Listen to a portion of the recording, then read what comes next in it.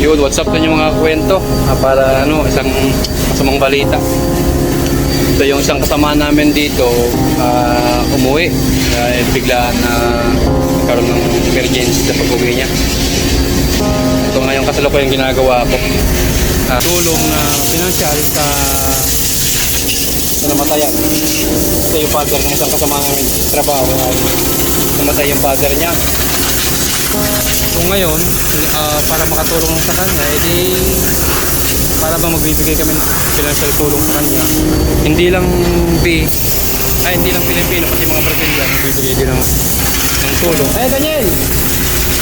You write your name here. Ayan. So hindi lang mga Pilipino yung pwede ating hingan ng tulong para financial. Kahit yung mga ibang lahi nagbibigay din na yan. Ayan, lagi to. Ito kasama namin. Ay, Melo, thank you Thank you. Thank you sa tulong.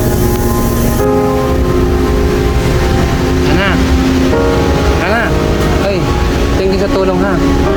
Makakarating kay Kuya Erwin. Hindi kay Kuya Erwin. Kay Kuya Erwin. Yung binigay niyong tulong sa kanya. Okay na. Thank you ha. Salamat. Hi, Madam Cassandra. Ay, thank you sa tulong. Oh, dali. Thank you ha. Oh, thank you.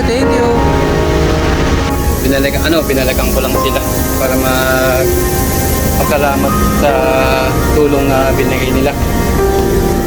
Pati yung isang kasama namin binagbigay ng tulong.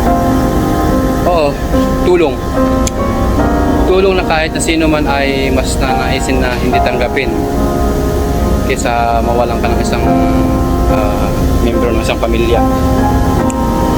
Yung isang kasamahan kasi namin dito ay namatay yung kanyang ama. Nabalitaan ko yun, halos nasaktan din talaga ako dahil hindi na rin iba yung tao sa akin na nakakasama ko araw-araw dito sa trabaho. Kahit na hindi ko siya mag-anak o ano-ano, yung nalaman ko na namatay yung kanyang tatay, parang sakit din para sa akin dahil yung nararamdaman niya ay hindi rin parang talagang mahirap tanggapin.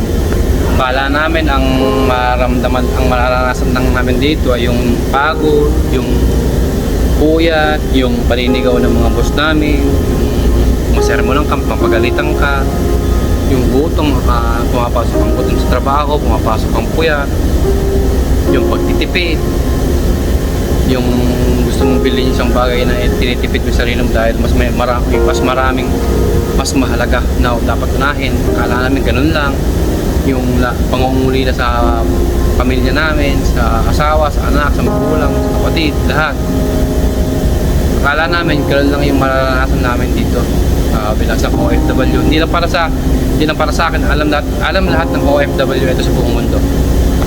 Ang masakit pa noon, kung ano pa yung pinakamasakit na pwede mong maranasan, ay hindi mo talaga maiiwasan na mangyari sa'yo.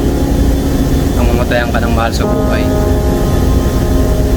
Naaawa talaga ako sa isang kasamahan namin, kaya ang ginawa ko na lang, hingi na lang ako ng mga tulong sa mga kasamahan namin dito. Hindi naman kasi porket na sa Japan kami ay marami na kaming pera. So bali bukas ay sa apartment naman namin ako maglilibot para sa makahingi tayo ng konting tulong financial. So bali biglaan tong pag-vlog ko nakakalungkot kung iisipin ko talagang napapaluha ako kawawa na may tao para sa mga OFW na dapat ay uuwi ng masaya sana, excitement, exciting, maramdaman, pero yung sa trabaho namin dito, diba? Yung uwi niya, sakit yung pag-uwi niya, biglaan. So sa inyo mga friend, sa gabi nga ay hindi naman kolekta, kung kami tayong tulong na puso yung bukas sa gabi na yung sa samahan namin. So yung mga babae nga pala natin muna kung hindi mga trainee, kumbaga mga sila na yung mga nakatira dito. Parang resident na, mga nikijin kung tawagin. Sila yung mga malaki yung niligan. So shoutout sa inyo mga ate. Salamat sa tulong na binigay nyo sa kasamahan namin. So ngayon, ang gagawin natin ay pupunta sa mga bawat kwarto ng mga kapwa ko trainee, kapwa ko trabahador dito. Tapos try natin na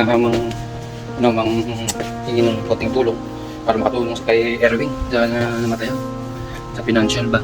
So hawak ko ngayon yung pera at saka yung listahan kung sino yung mga nagpipigay para sisend ko na lang sa kanya mamaya. So, kita-kits! Nalista na? Ha? Yung kay... Okay, sige. Ay, lista ko yung pangalan ko. sige. Hindi, nalista na, okay na. So, nagpunta tayo sa mga tropa nating makukulit. At yung nakapagbigay sila ng konting tulong kay Utol Erwin na napunta sa iba. Tuktukin natin.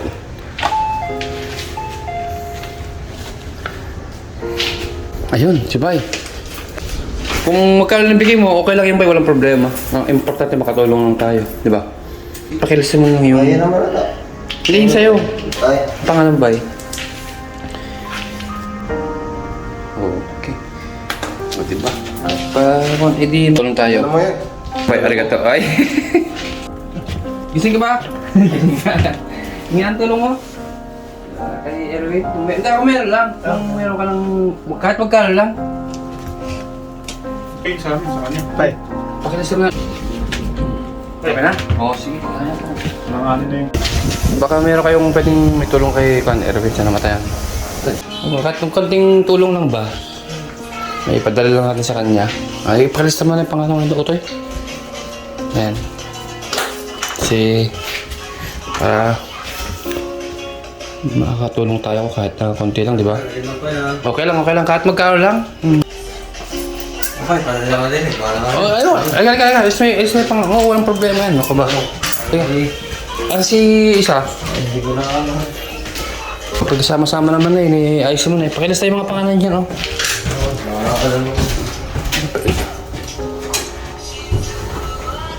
Gusto mo? Hindi, nagam na prito ko na. Sige, lagay mo. Natin yung magkano ba ito? Oh, 850. Yung kay ko, 500 yung naibigay ni Henry.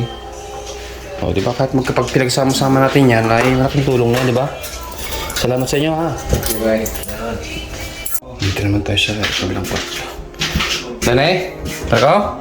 Oo. Eh, ito yung kay Erwin. Meron tayong konting may tulong. Yung kay... Kahit magkano lang. Hindi naman compulsory na 1,000 o ano. Hindi lang. Oo. Para makatulong ka sa financial. Ano to? Yung kay Erwin yung sa listahan. Oo.